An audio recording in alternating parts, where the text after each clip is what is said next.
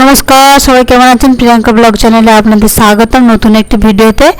তো আজকে বানাচ্ছি চাউমিন, আর বাড়িতে যা আছে তাই দিয়েই কিন্তু আমি বানাচ্ছি। সবসময় তো বাড়িতে সব কিছু থাকে না মধ্যবিত্ত ফ্যামিলিতে, তো আমার বাড়িতেও আজকে তেমন কিছুই নেই, আমি তাও বানাচ্ছি কারণ আমার চাউমিন খেতে ইচ্ছে করেছে। তাই ছিল শুধু বাড়িতে চাউমিন, আর দেখলাম যে একটা দুটো সবজি আছে, ওই দিয়েই আজকে বানাচ্ছি চাউমিন।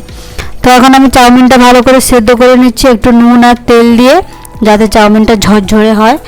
তেলটা দেওয়াটা দরকার, তেলটা দিতেই হবে। তেল ছাড়া করলে কীরকম হয় জানি না, আমি তো সবসময় তেল দিয়েই করি, তাই জন্য বলতে পারবো না। যাই হোক, নুন আর তেল দিয়ে সেদ্ধটা করে নিচ্ছি। আর আপনার বাড়িতেও যদি এখন কিছু না থাকে, শুধু চাউমিনটা থাকে, তো আপনিও কিন্তু বানাতে পারেন এভাবে। তো চলুন, কড়াইতে আমি তেল দিয়ে দিলাম, চাউমিনটা সেদ্ধ করে নিয়েছি। আর এখন তেলটা দিয়ে দিলাম। তেলটা দিয়ে আমি কয়েকটা সবজি কেটে রেখেছিলাম যেটা বাড়িতে ছিল, আলু আর গাজর, আর এই যে সবুজ সবুজ যেগুলো দেখছেন, কি বলুন তো, গেস করুন। জানি না কেউ গেস করতে পারছেন কিনা আগে দেখে। তো এটা কিন্তু আমি ভিডিওর শেষে বলছি ওই সবজিটা কি ছিল। এখন যদি আপনারা কেউ গেস করতে পারেন তাহলে অবশ্যই কমেন্টে জানাবেন। যাই হোক, আমি এখন নুন দিয়ে সবজিগুলো ভেজে নিচ্ছি, আলু গাজর আর একটা ওই সবুজ সবুজ কি ওটা কিন্তু বলুন আপনারা। তো চলুন, এটা আমি ভেজে নিয়েছি।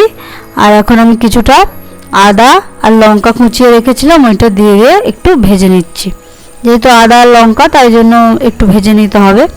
তো আপনারা চাইলে এখানে পেঁয়াজ রসুন অ্যাড করতে পারেন, আমি পেঁয়াজ রসুনটা দিচ্ছি না, আমি পুরোপুরি নিরামিষ বানাচ্ছি, তাই জন্য পেঁয়াজ রসুন মাংস ডিম কোনো কিছুই এখানে অ্যাড হবে না, শুধু এইটুকুনি।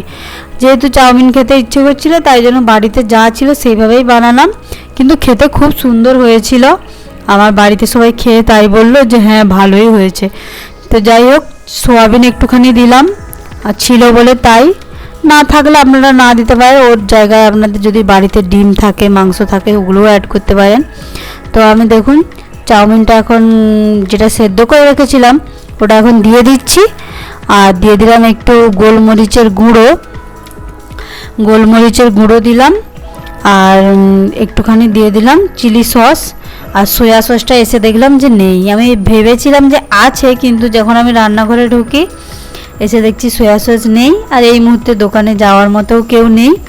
যাই হোক, যেটা ছিল সেই দিয়েই আমি বানাচ্ছি। আপনাদের বাড়িতেও হয়তো নাও থাকতে পারে, তো সেইভাবেই বানাবেন। থাকলে তো অবশ্যই সয়া সসটা এখানে অ্যাড করে দেবেন, আর যদি না থাকে না দিলেও চলবে। তার বদলে একটু কালার আনার জন্য হলুদ বা লঙ্কার গুঁড়ো যে কোনো একটা ইউজ করলেই হবে, তাতেই কালার এসে যাবে, অসুবিধে নেই। তো আমি এখানে লঙ্কার গুঁড়ো, কাশ্মীরি লঙ্কার গুঁড়োটা ইউজ করছি কালারের জন্য, যেহেতু সয়া সসটা নেই আমার কাছে এই মুহূর্তে, তাই জন্য।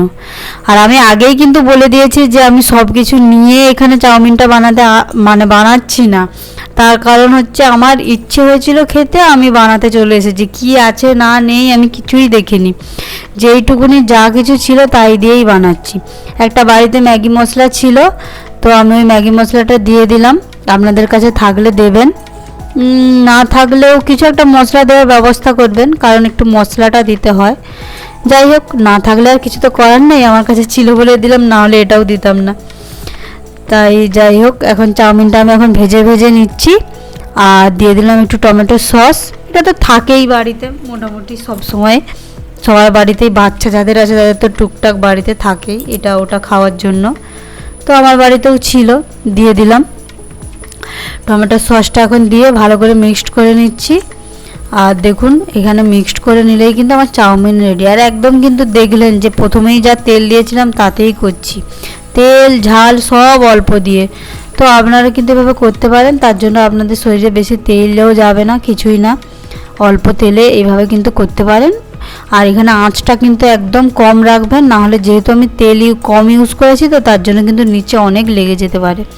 আর তেলটা কম ইউজের জন্য আঁচটা আপনাদের কম রাখতে হবে। তো চলুন, চাউমিন আমার রেডি, এখন খেয়ে নিই।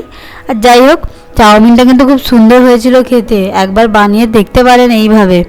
আপনারা পেঁয়াজ রসুন অ্যাড করে খাবেন, এই আমি এখানে নিরামিষ করেছি, ওটা পেঁয়াজ রসুন দেবেন। টাটা।